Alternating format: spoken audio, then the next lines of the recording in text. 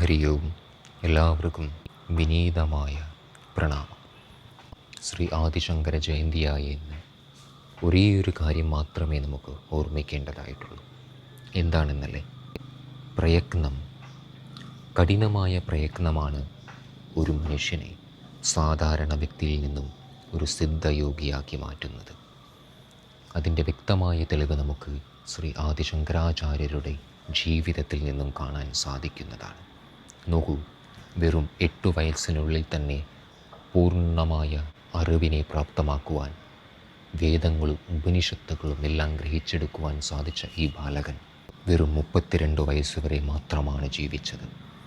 അതിനുള്ളിൽ തന്നെ 118ഓളം കൃതികൾ രചിക്കുകയും ഭാരതത്തിൻ്റെ ദിഗ്വിജയ യാത്ര നടത്തി 4 ഭാഗത്തും, നോർത്തിൽ ഉത്തരാഖണ്ഡിൽ ജ്യോതിർമഠവും, സൗത്തിൽ കർണാടകയിൽ ശൃംഗേരി മഠവും, വെസ്റ്റിൽ ഗുജറാത്തിൽ ദ്വാരകാ മഠവും, ഈസ്റ്റിൽ ഒഡീഷയിൽ ഗോവർദ്ധന മഠവും.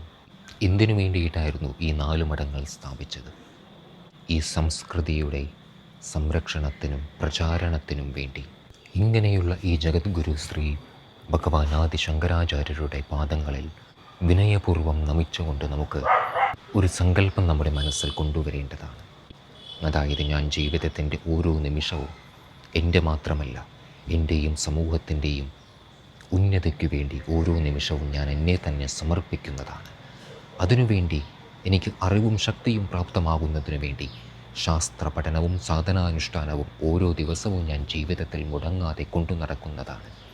ഈ ഒരു കാര്യം മുടങ്ങാതെ ആർക്കാണോ നിർവഹിക്കാൻ സാധിക്കുന്നത്, തീർച്ചയായിട്ടും അവർക്ക് ഗുരുപരമ്പരകളുടെ അനുഗ്രഹം ഓരോ നിമിഷവും പ്രാപ്തമാകുന്നതാണ്. ഏവർക്കും ജഗദ്ഗുരു ആദിശങ്കരാചാര്യരുടെ അനുഗ്രഹം സദാ പ്രാപ്തമാകട്ടെ. ഹരി ഓം. പ്രണാമം.